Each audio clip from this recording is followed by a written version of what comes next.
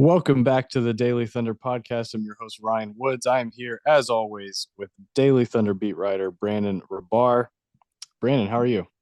I'm good. It's a Thunder off night, 3 nights in a row. I think all Thunder fans are going a little stir crazy because we're used to either every other night or a bunch of back to backs. If this was January, so 3 nights in a row feels like a lot. I think everybody's ready to see the Thunder play again. Speaking of Oklahoma City, I heard there was a earthquake last night. Can you confirm this? I felt it. I was not one of the lucky few thousand that got to go to the Drake concert last night. So apparently they didn't feel it there, but I did feel it at my home. It was a big one. Not a Drake guy. I appreciate Drake's appreciation of Oklahoma City and the Thunder and Shea Things you Gilgeous-Alexander. appreciate. You Yeah, I appreciate his appreciate it. appreciation of all the things that you love. Drake and whoever writes his songs and his lyrics for him, they're perfectly fine.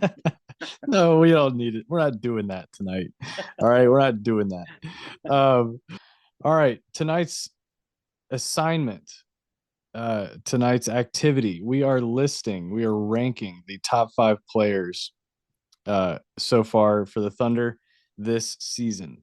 I am very interested to hear your list. I would like to start at the top because I think it will make it more interesting. I think unless you're just a massive Chet Holmgren or Jalen Williams fan, I think we have the same guy at one. So let's start there. Um, with number one, I will start off with I have Shea at one. I hold take a breath. I have Shea Hot at one. take right off the bat, huh? I know. We do. This is what we do. For the clicks. So are we gonna go back and forth? Or are we gonna like comment on Yes, here? yes, Okay. yes, yes. My number one, also hot take, Shea Gilgeous-Alexander. He's having an MVP season. Whether or not he is voted MVP, you can make an argument, I think, for Jokic or Shea. I see all this talk about Luka or Tatum or Giannis, and I get it, especially Giannis. I think Giannis has actually become a little bit underrated this season as far as MVP talk and as far as like best player in the world type talk. He's kind of been overlooked, probably because the Bucks have sort of disappointed this year, although they're still number 2 in the East. Luka, he's been incredible, but the Mavs just don't have the wins. Tatum, he's been really good. I don't think he has the numbers, and the Celtics are stacked. I think it's Jokic and SGA argument either way, but that leaves the number one player for the Thunder a very easy choice, obviously. Absolutely. And filling out the like 1 through 5 in an MVP ballot.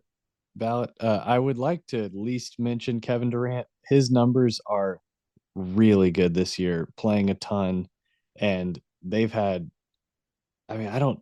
It doesn't feel like he, Booker, and Beal have played 10 games together. Like it's amazing how much he's had to carry to keep that team out of the play-in scenario as of now. Um, I know they're creeping in, but he's been really really good. All right, go for it with number two. I am very interested here. Yeah, now this is where I think 2 and 3, you can make an argument either way, and I think you can make a good argument either way. I got to go with Jalen Williams though, J Dub, Santa Clara.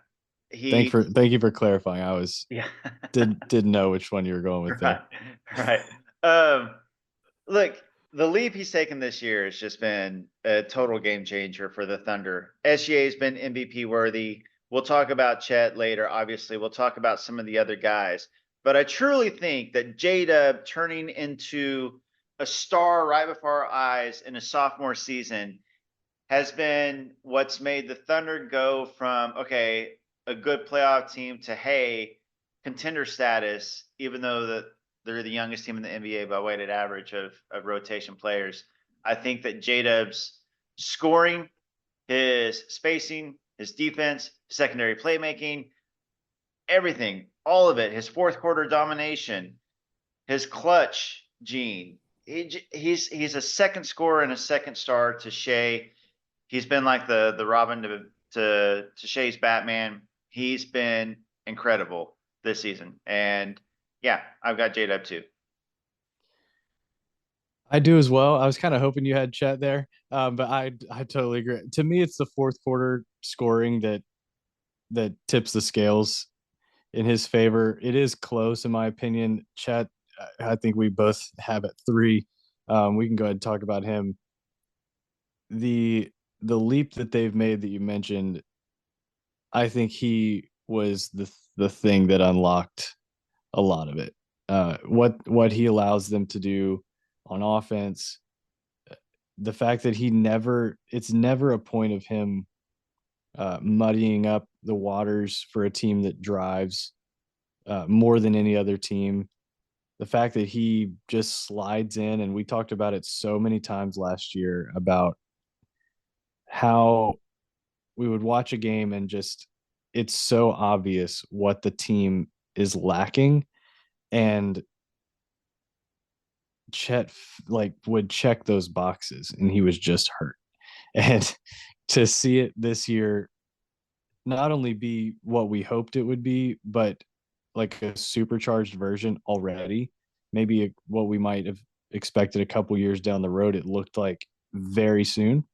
Uh, Going back to that Warriors game where he hit that turnaround 3-pointer to tie the game and send it to overtime. And then another Warriors game late where he's hitting 3 free throws at home to uh, keep that to tie that game late. I'm I've just been amazed at what he's done so soon, so early in the year. I think if we did this a month in, we'd probably have Chet at two with how good he's been.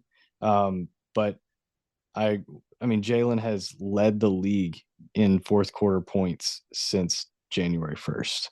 And I mean that's what the game is. You get the ball in the basket, and he's doing it in the fourth against phenomenal defenders most nights. Like he's really taken that leap, and yeah. So 2 and 3, J Dub and Chet. Number 4, I'm very interested to hear what you have to say here. Yeah, this is where it can kind of maybe divert a little bit, but to me, it's actually a clear number 4.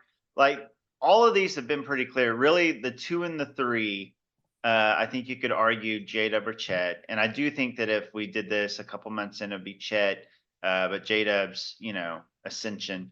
And I do agree with you. I would say like J-Dub's kind of like been what's taken the team to contender status, but I do agree Chet is what's unlocked the entire thing and has what transformed this team from last year to this year, being a defensive anchor, and then what he provides offensively also, obviously. So number 4, I gotta go with Lou Dort. I think I do he's too. been, Yeah, yeah.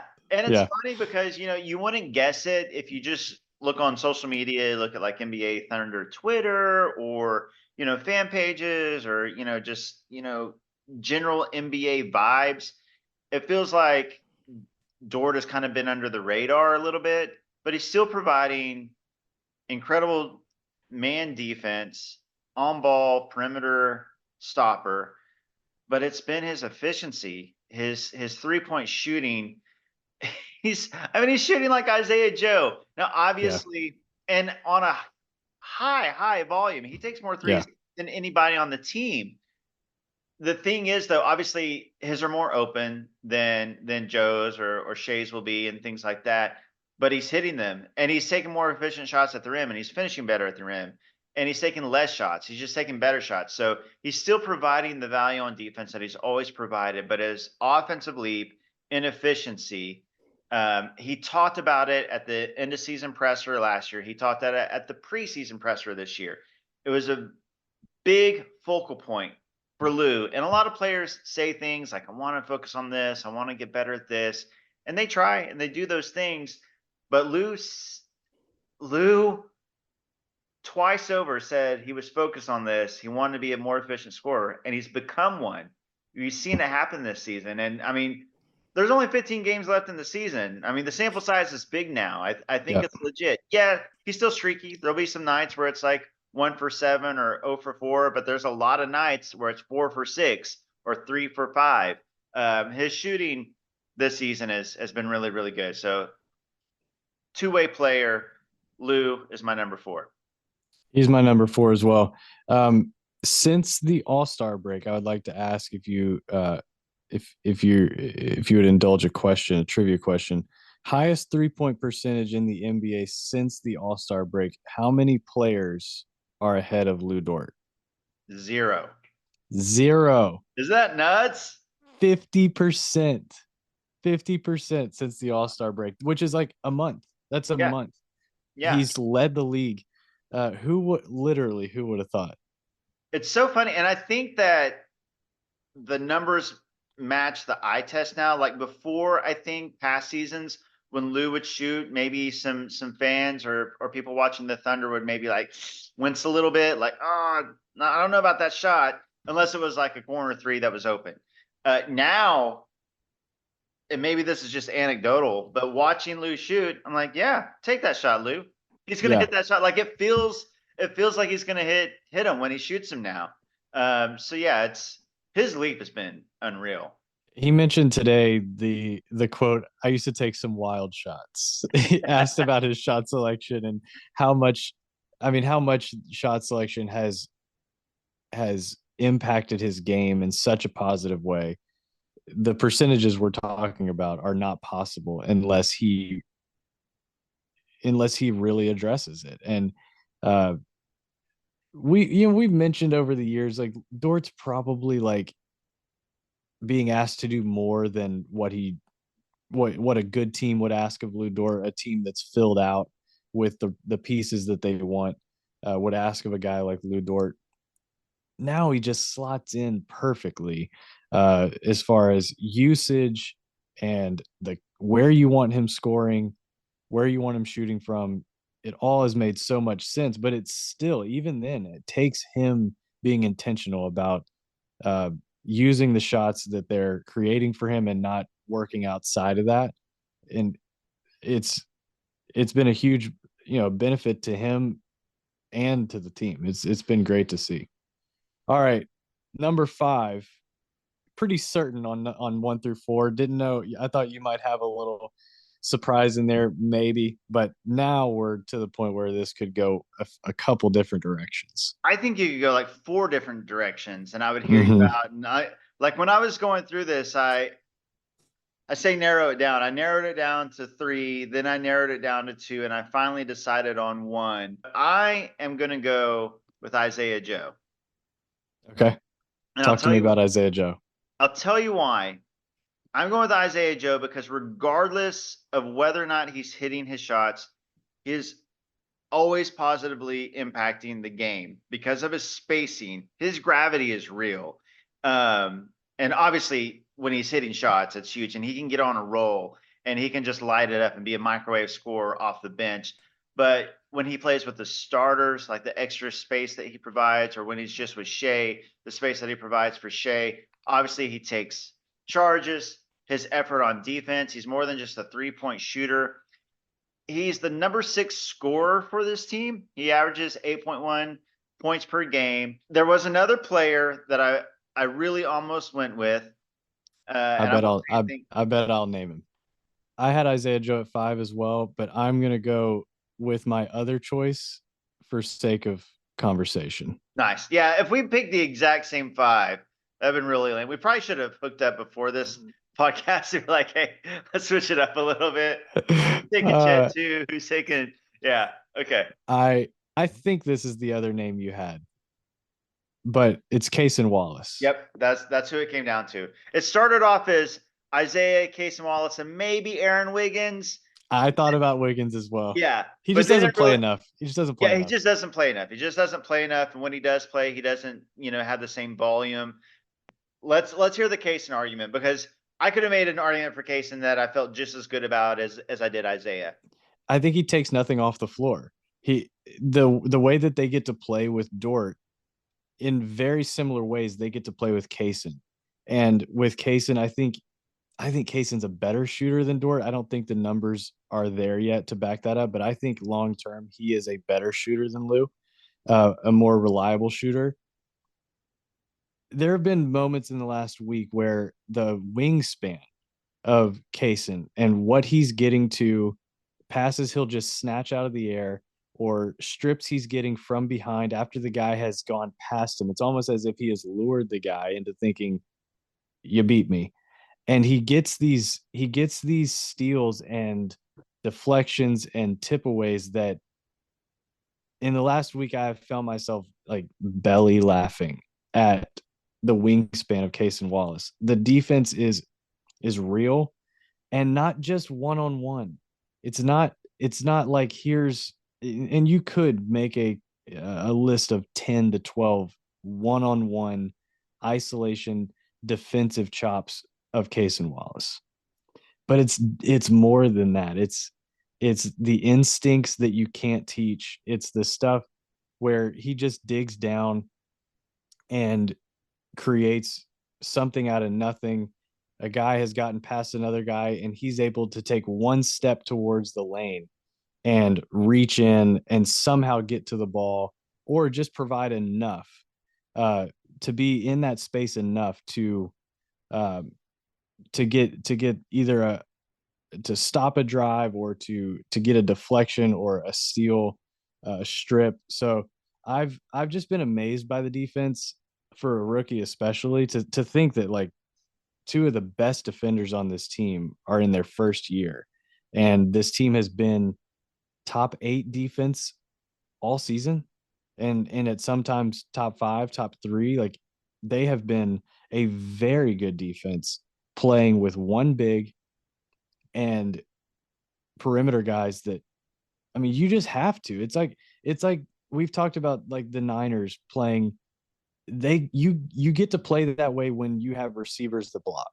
You have to have really physical receivers. In Oklahoma City, if you're going to play on this team, you have to play perimeter defense, switching defense with your hair on fire.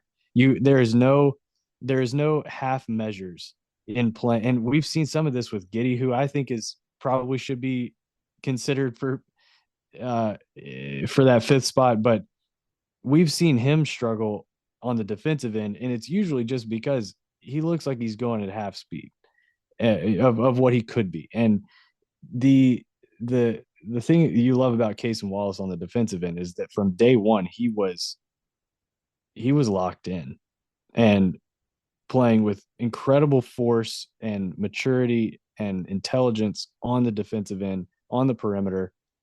I remember the Golden State game. I believe it was the same one that we've mentioned before with that Chet hit the shot in Golden State to send it to overtime. I think it was.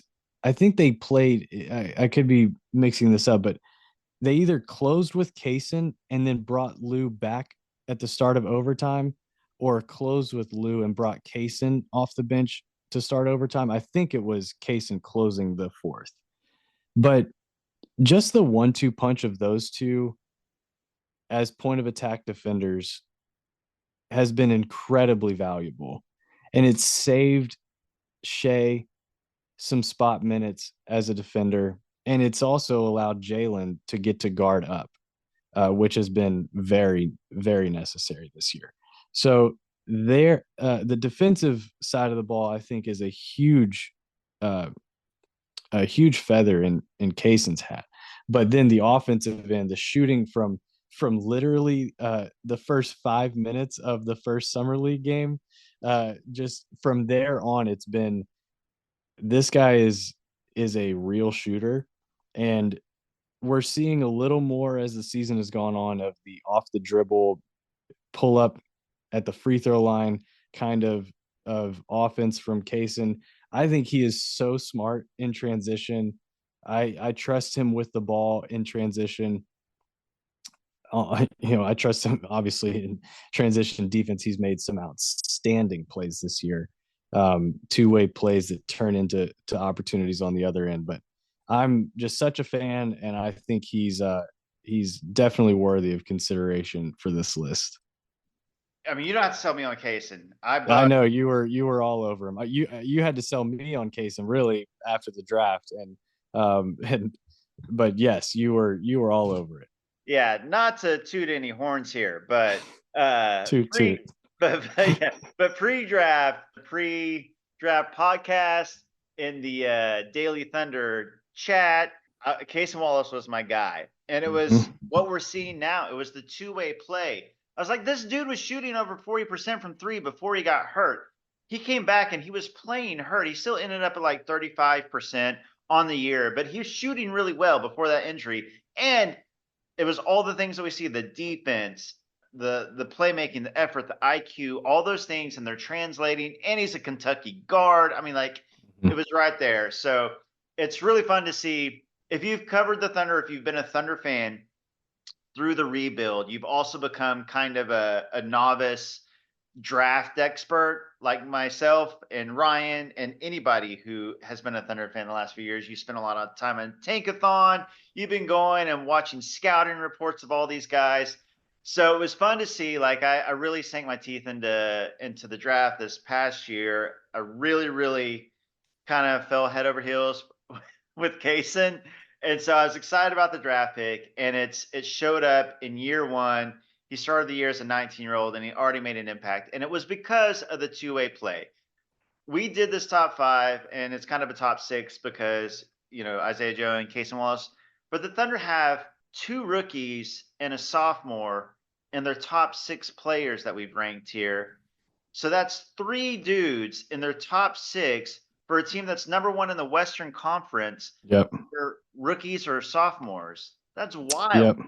And the It old men really. on the team are 24 and 25.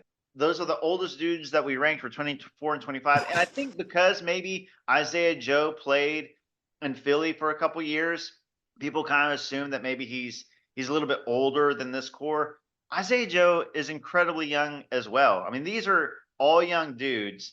It's wild to see a team this young be this good, ranking their top five or six players and have none of them being over 25 years old. The other night they closed the game with two rookies, a second year player, and an undrafted free agent. When you look at it like that, It's bananas. I and remember right after the draft, I was really excited about the idea of Grady Dick with this team. So that kind of was where my slight hesitation with Kaysen came from. I remember you sending a text in the thread and was like, it's gonna take like one quarter. You're gonna love this guy. Even after all the watching that I had done of him, I was like, gosh, Grady Dick would be so good with this team. And you're like, you're gonna love him. Just wait, you're gonna love him. it took even less than one quarter because he did it in his first summer league game. So Five threes, five yeah, for five in the first half, I believe. yeah, That was yeah. unbelievable. That felt like a subtweet right between my eyes. I will say I think Aaron Wiggins, if he played 20-ish minutes a night, would have been on this list without much hesitation. I think if he started for this team, he would be like a household name. I think he is so good. I think if Aaron Wiggins was on the Los Angeles Lakers or the Golden State Warriors, he would be a household name, even with the same minutes, because he would be, making the same impact, but it would He be would help all over Bleacher those Report specific teams so much. and sport. It'd be all over Sports Center tweets Yes. and Bleacher Report and all those things because he's legit. He's like exactly what you want in a He role might player. be Phoenix's fourth best player. Yeah. He really might be Phoenix's fourth best Some nights they're third best player, guy. Yeah. depending Yeah, on which depending Bradley on Bill who's in. shows up. Uh, Exactly. I've just been thinking about Mark recently. Like, I really hope he wins Coach of the Year. he should. He's He the. really should. I don't you think it's just going to be whoever ends up higher between the Thunder and the Wolves? Like if the Thunder end higher, Dagnall wins it, and if the Wolves end higher, Finch wins it. Although I will say, the Wolves they have a few All Stars on their team. I mean, and they are not the youngest team in the league. People think of them as young, but Rudy Gobert, Carl Anthony Towns, Mike Conley, these aren't young guys. I mean, they have some young guys, Yeah. obviously, but on paper, they were supposed to be the better team despite. So maybe even if they finish really, really close, I kind of feel like Daignault wins it either way. I think he's absolutely the favorite now. I've been seeing some late Joe Mazzulla stuff as far as coach of the year is concerned, and I'm good. Like I'm not saying he's nothing against him, but I don't think he's been near as good or impactful as what Mark's been to this team this year. No, I mean, like, obviously the Celtics have been incredible. They have the best record in the league, but that is a stacked team. They're really good. Stacked team. Jason Tatum, Jalen Brown, Drew Holiday, Derek White, Porzingis, Al Horford. I mean, this is a stacked team, and it's the East. I Yeah. mean, And in the same way that like people aren't talking about Mike Malone this year, like Denver's really good. There's no right, surprises. There's no one, no one thought Boston was going to be anything less than a top 2 seed this year. right. You don't take a finals team that improves the record by, like, 5 games or what. You don't give a team like that coach of the year. Plus, this Thunder year has been so special as far as like what they've been doing and the improvements they've made, and the buzz that they're getting. It's like that Denzel Washington meme. Like, they got to walk away with something. Like, I'm leaving here with something. yeah, that's what it is. They're leaving. They got to leave with something. Coach of the year, MVP, rookie there. Like, they can't come in second in all of these. Like, if I you're know. telling me Wemby's going to win rookie of the year, okay, then Chet's 2. If you're telling me Jokic is going to win MVP and then Shea's 2. If you're telling me Finch is going to win coach of the year and Daignault's 2. If you're telling me the Nuggets end up the 1 seed and the Thunder end up the 2 seed, like, come Mm-hmm. on. You got to leave with something. The 1 seed I feel like has to lock it up for Mark. Absolutely. Oh, if it's the 1 Like, what seed, are we doing? What are we the doing? 1 If they seed win is 57 games at 58 games and they don't give him coach of the year, they won 40 games last year. I think he's so deserving, and it just so mirrors the Scott Brooks coach of the year. It was like same kind of part of the timeline and surge back up into the West. It just feels kind of poetic that he would win it this year. Yeah. And I like Scotty a lot. He was exactly what that Thunder team needed. I think it was great for a young team and player development, things like that. But that Thunder team had so much talent. Yes, they were young. I don't want to take away anything from Scott Brooks because he deserved the coach of the year and he was the right man at the right time.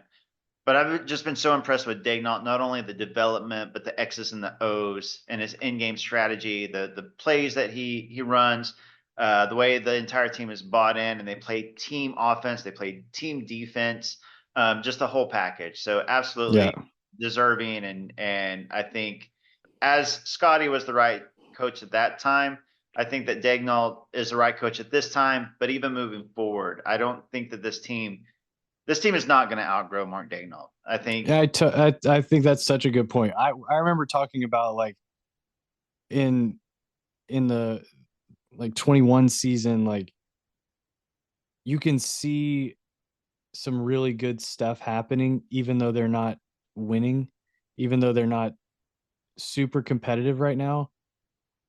And I kind of thought this guy's going to be such a great, almost like a caretaker over this team and help them develop. And they're at some point going to upgrade at coach. They're going to bring someone else in when it's time. But now that just seems so silly. What a silly thing to think that this team wouldn't continue on with this guy. Is I can't imagine another coach that I would want more for this team than him. It's even top down, Presti to him, like it's just such a relentless commitment to what they want to do. You see it in how they draft and in the patience at a deadline like this year. They are very, very committed to playing a certain way and what they think is a way that gives them the best chance to win long term.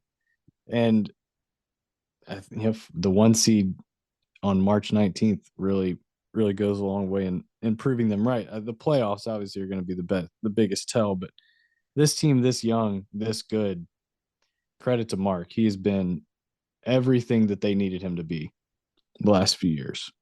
Yeah, he really has been. This season feels like it's kind of like house money.